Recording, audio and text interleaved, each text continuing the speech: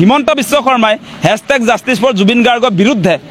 তেওঁ ইতিমধ্যে ময়ো জুবিন হিমন্ত আপুনি জুবিন ময়ো জুবিন আমিও জুবিন বুলি কৈছে জয়ন্ত মল্ল বৰুৱা হিমন্ত বিশ্ব শৰ্মা দিলীপ শইকীয়াই জুবিন দা হ'বলৈ হ'লে আপোনাৰ এই মানুহবিলাকে ৰাতি আপোনাৰ টোপনিয়ে নাযায় হিন্দু মুছলমান নকৰিলে কেনেকৈ আপুনি জুবিন হে কি কথা ক'বলৈ পাগল নেকি আপোনালোকে জুবিন দাৰ নাম লৈ শ্লোগান বনাব পাৰে নেকি বাৰু আপোনালোকে ভাবি চাওক জুবিন দা এজনেই যি একক আৰু অৰণ্য জুবিন দাক লৈ ৰাজনীতি কৰা মানুহবিলাক টিকিব নেকি অসমত নীতিকে উফৰি যাব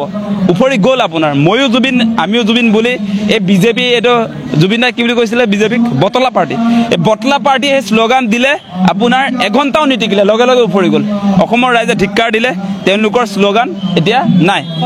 সঁচা সঁচিকে আচলতে হিমন্ত বিশ্ব শৰ্মাই জুবিন দাক ভাল নাপায় কোনো কাৰণতে পাব নোৱাৰে কাৰণ হিমন্ত বিশ্ব শৰ্মাৰ যিবিলাক কাৰ্যসূচী সেইবিলাক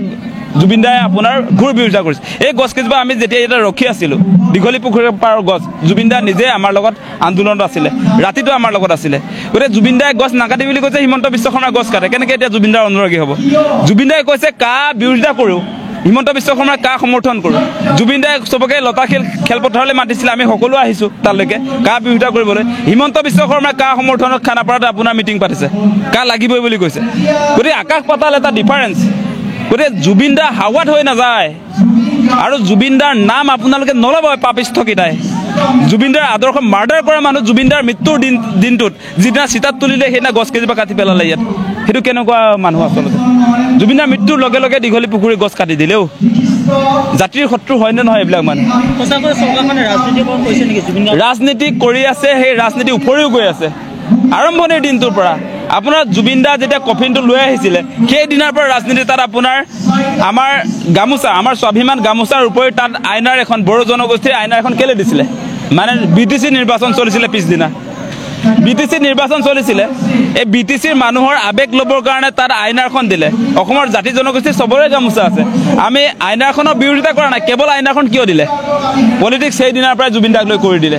এনেকুৱা দুষ্ট বুদ্ধিৰ মানুহ আমি দেখি আছোঁ আমিতো বুৰ্বক নহয় আমি সব দেখি আছোঁ আৰু তাৰ পাছত আপুনি দেখিলে যে তাৰ পিছদিনাৰ পৰা জুবিন দাৰ মৃত্যুৰ আপোনাৰ অন্ত্যেষ্টিক্ৰিয়া দিয়াৰ পাছত আপোনাৰ দুৰ্গা পূজা আৰম্ভ হৈছিলে আৰু দুৰ্গা পূজাত আপোনাৰ চেলফি লৈ ঘূৰি ফুৰিছিলে মানে মহিলা যুৱতীক মানে ওচৰলৈ মাতি আনি আপোনাৰ চেলফি হাঁহিব পাৰে তেতিয়া তেওঁ জুবিন দাৰ মৃত্যু এসপ্তাহ নহওঁতে হাঁহিব কেনেকৈ পাৰে এই মানুহটোৱে সেই কথাবিলাক আপোনালোকে চাওক আৰু তাৰ পাছত ক'লে বোলে হেৰি আপোনাৰ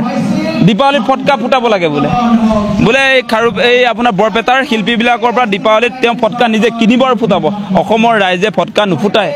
অসমৰ ৰাইজৰ মনত একুৰা জুই জ্বলি আছে জুবিন দাৰ হত্যাকাৰীবিলাকৰ ফাঁচি লাগে এতিয়া আমাক বেলেগ কথা কৈ লাভ নাই বেলেগ কথা বুজি নাপাওঁ এতিয়া কৈ থাকি লাভ নাই বুজিয়ে নাপাওঁ